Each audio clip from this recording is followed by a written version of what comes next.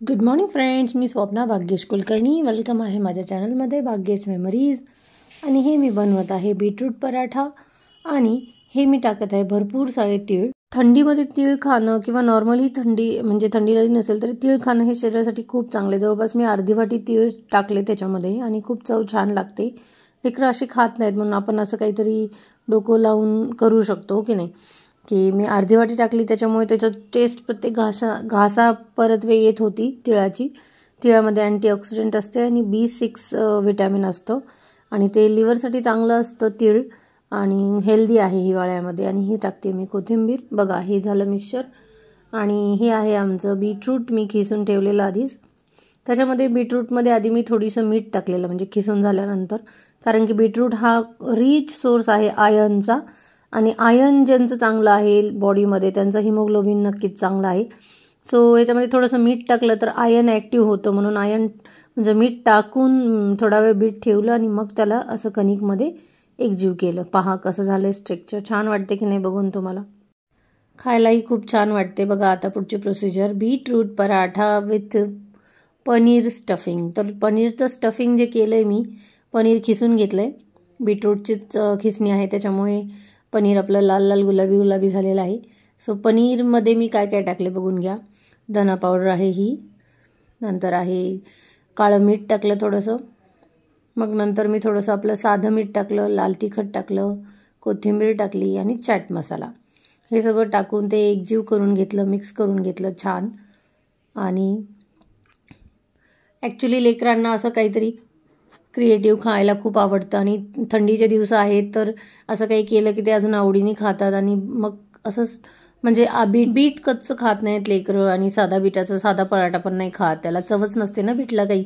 मग मी आयडिया लावली की बीटरूटचा उंडा करून घ्यायचा आणि त्याच्यामध्ये ना पनीर स्टफिंग भरायची की जे अजून खूप आवडीने खातील लेकरं. त्याच्यामुळे हिवाळ्याला हेल्दी सीझन म्हणतात, तर मग हेल्दी खाणं गरजेचं आहे. बीटमुळे आयर्न वाढतं आपल्या आयुष्यामधलं म्हणलं शरीरामधलं. आणि पनीर कॅल्शियम वाढवतो. आणि बीट तीळ वगैरे किंवा मग काय म्हणता येईल धने असो किंवा हे सगळंच म्हणजे हेल्दी आहे. आणि ते रोज तर खाण्यात येत नाही, पण असं कधीतरी आपण पराठ्यामध्ये, मी प्रत्येकच पराठ्यामध्ये भरपूर असे तीळ टाकते. मलाही स्पेशली तीळ खूप आवडतात. आणि लेकरांच्या बोन ग्रोथ म्हणजे सध्या त्यांचं ग्रोईंग एज आहे ना, भद्राक 13 आहे, शताक्षी 10th आहे.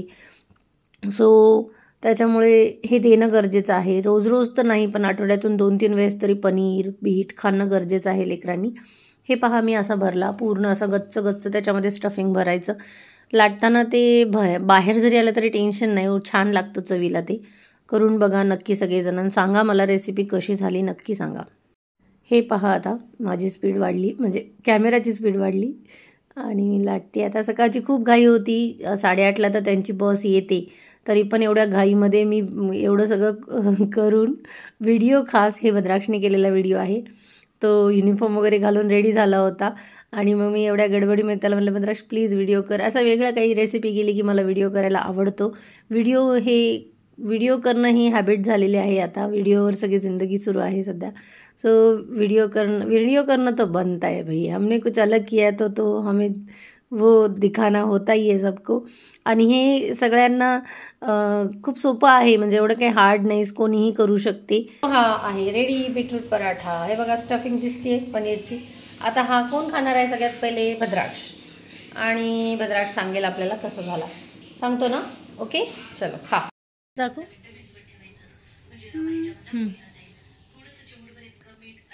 केलं अरे मी कसा झाला सांग बरं. आता दादा खाऊन सांगेल आम्हाला कसं झालं. दादा टेस्टी मी पण सांगते तुम्हाला लगेच, थांबा. छान.